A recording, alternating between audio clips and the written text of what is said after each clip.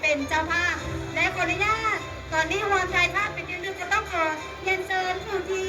ประสบอุบัติเหตุเชียงวันที่5 คนในวันที่20 พฤศจิกายนที่ผ่านมาและ2 คนก็ได้เข้าร่วมงานฉะนั้นขอเชิญทั้ง2 คนขึ้นสู่เวทีเพื่อวางใจภาพกับประธานพร้อมด้วยแขกของพวกเขา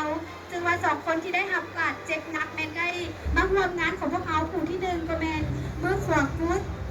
และผู้ที่2ก็แมนตาบอดทั้ง2 ข้างซึ่งเป็นผู้ที่ถือข้อให้จากระเบิดลูกวานในวันที่20 พฤศจิกายน 2025 ที่ผ่านมาก็ขออนุญาตนำบรรดาทานพวกเขาขอเก็บภาพที่บรรดาทานนั้นได้ให้พร้อมลงมือได้ให้การช่วยเหลือแต่ผู้ที่ถือของให้ตลอดมา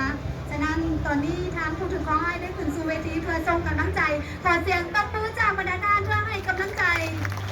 และพวกเขาจะโบทิมไทยไว้ข้างหลังพวกเขาจะก้าวไปข้างหน้าพร้อมกันและปีนี้พวกเขาก็ได้รับเกียรติเป็นประธานกองประชุมทบทวนสนธิสัญญาว่าด้วยการเกินห้ามระเบิดลูกวานขออนุญาตให้สัญญาณแก่สื่อมวลชนและก็สร้างภาพได้ถ่ายภาพที่สวยงามกล้องกลางเนาะขออนุญาต5 4 3 2 1ยิ้มอีกครั้งหนึ่งเนาะบรรดาทาน5 4 3 2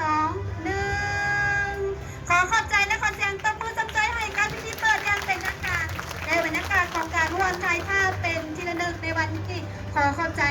ทางประธานบรรดาทานแขกผู้มีเกียรติขออนุญาตเรียนเชิญบรรดาทานพักผ่อนได้และได้ไปเยี่ยมชมสำหรับการวางแสดงผลงานขององค์การปฏิบัติงานเกี่ยวกับการเตือนห้ามระเบิดลูกวานหรือวันระเบิดรถทันแตกขอเชิญท่านหัวหน้าโครงการคุ้มครอง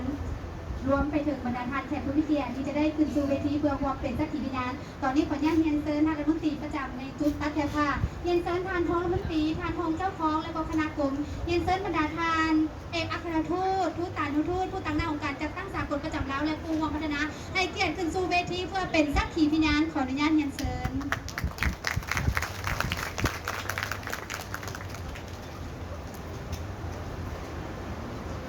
และมือนี้ผู้ที่1ที่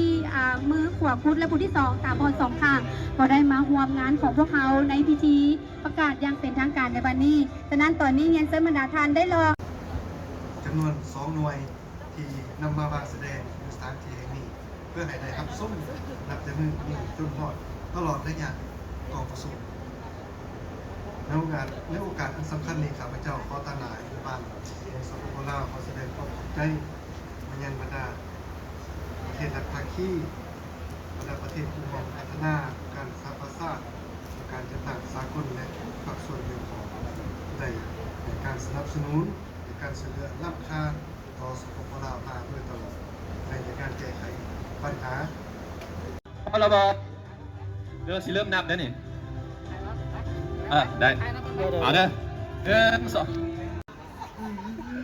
มาข้อที่9นี้อีก2 ข้อทำคะแนนเด้อทำคะแนนวันสากลเพื่อส่งเสริมการแก้ไขระเบิดวอทันแตกเป็นวันที่เดือนปีได้ขั้นไผ่เบิ่งเห็นอยู่ในหูมันเอาสิมีคำตอบไอ้น้องเบิ่งอยู่ในหูมันเด้อไอ้น้องทุบน้อยๆนะทั้งหลังนะได้บ่ปีไม่แล้วอยู่เดือนใด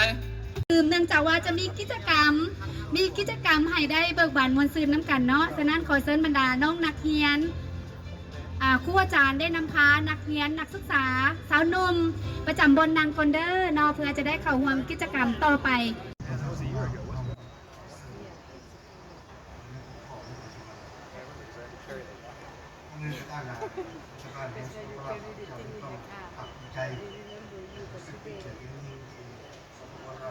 ก็เป็นประธานจะภาพการกองสู้